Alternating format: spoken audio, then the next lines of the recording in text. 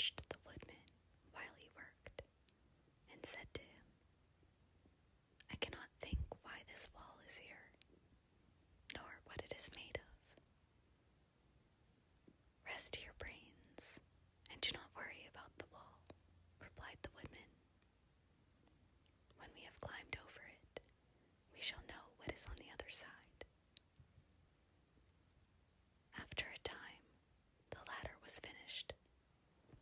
It looked clumsy, but the Tin Woodman was sure it was strong and would answer their purpose. The Scarecrow waked Dorothy and the Lion and Toto and told them that the ladder was ready. The Scarecrow climbed up the ladder first, but he was so awkward that Dorothy had to follow close behind him and keep him from falling off. When he got his head over the top of the wall, the Scarecrow said, "Oh my."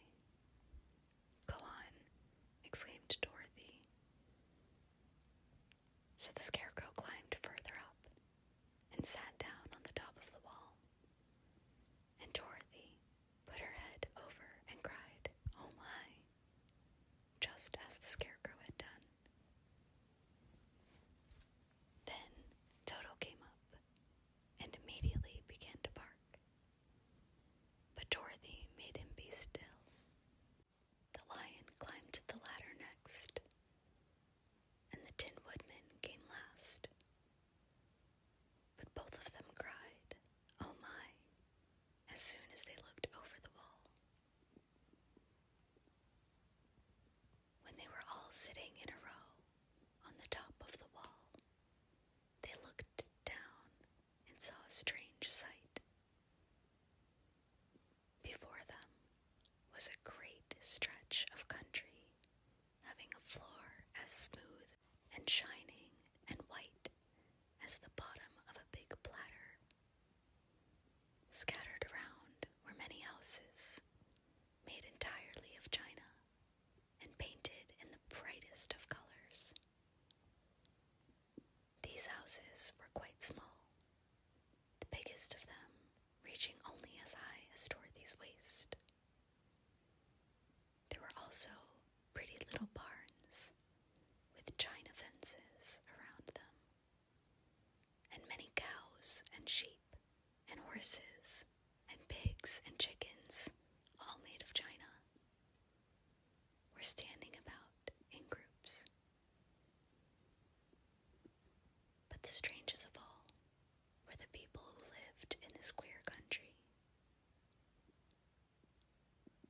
There were milkmaids and shepherdesses with brightly colored bodices and golden spots all over their gowns, and princesses with most gorgeous frocks of silver and gold and purple, and shepherds dressed in knee breeches with pink and yellow and blue stripes down them, and golden buckles on their shoes, and princes with jeweled crowns upon their heads, wearing ermine robes and satin doublets, and funny clowns in ruffled gowns with round red spots upon their cheeks and tall pointed caps. And strangest of all, these people were all made of china,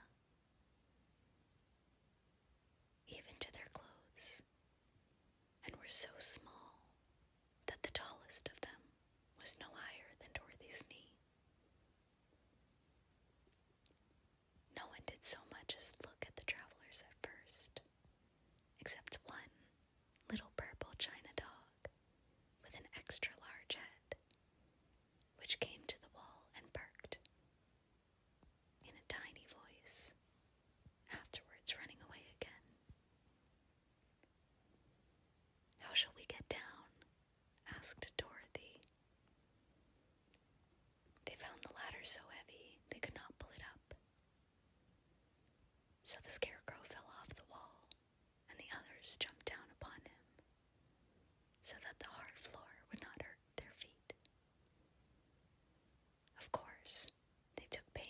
not to light on his head and get the pins in their feet.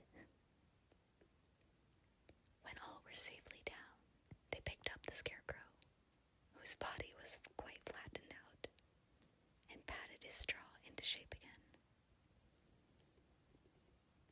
"We must cross this strange place in order to get to the other side," said Dorothy, "for it would be unwise for us to go any other way except due south."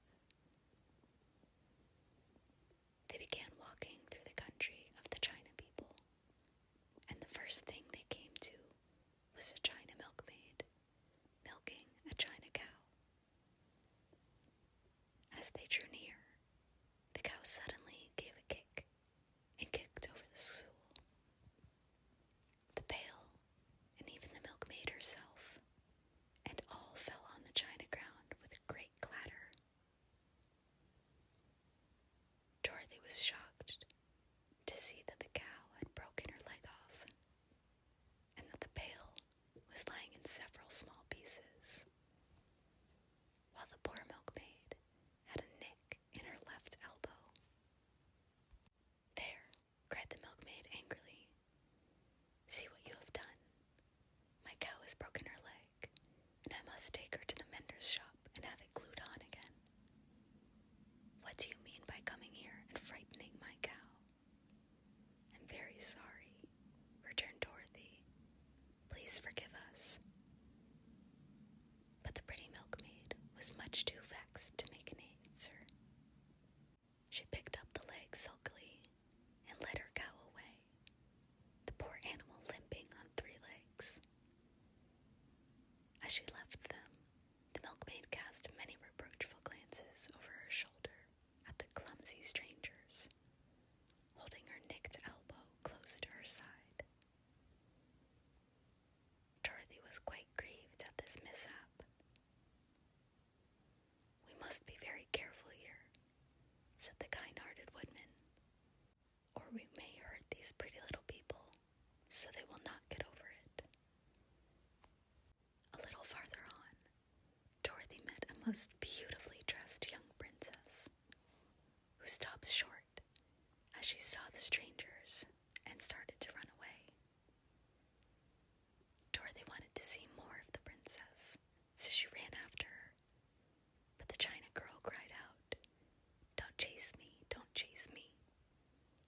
She had such a frightened little voice that Dorothy stopped and said, "Why not?"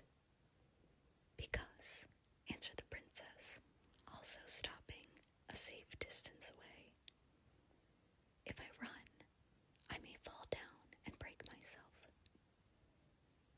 "But could you not be mended?" asked the girl. "Oh yes, but one is never so pretty after being mended, you know," replied the princess. "I suppose not," said Dorothy. "Now, there is Mr. Joker, one of our clowns," continued the China lady, "who is always trying to stand upon his head. He has broken himself so often that he is mended in 100 places and doesn't look at all pretty. Here he comes now, so you can see for yourself." Indeed, a jolly little clown came walking toward them, and Dorothy could see that in spite of his pretty clothes of red and yellow and green, he was completely covered with cracks, running every which way, and showing plainly that he had been mended in many places. The clown put his hands in his pockets, and after puffing out his cheeks and nodding his head at them saucily, he said, "My lady fair, why do you stare at poor old Mr. Joker?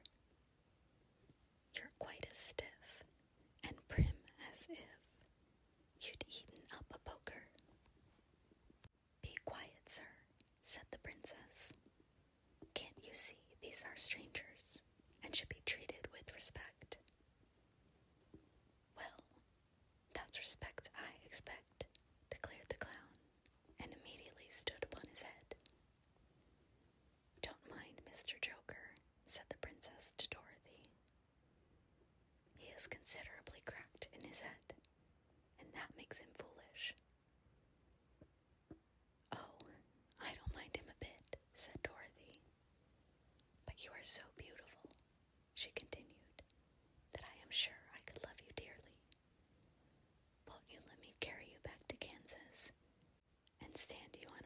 bronze mantle, I could carry you in my basket."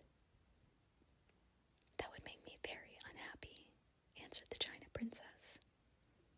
"You see, here in our country, we live contentedly and can talk and move around as we please.